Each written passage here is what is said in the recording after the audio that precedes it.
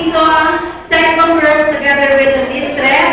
Every Thursday naman po, spot of Sex Bomb, kasama po namin si Kuya Wally and Mama Lee Gandalo. At si Miss Sunshine, hintayin na natin siya mag-promote.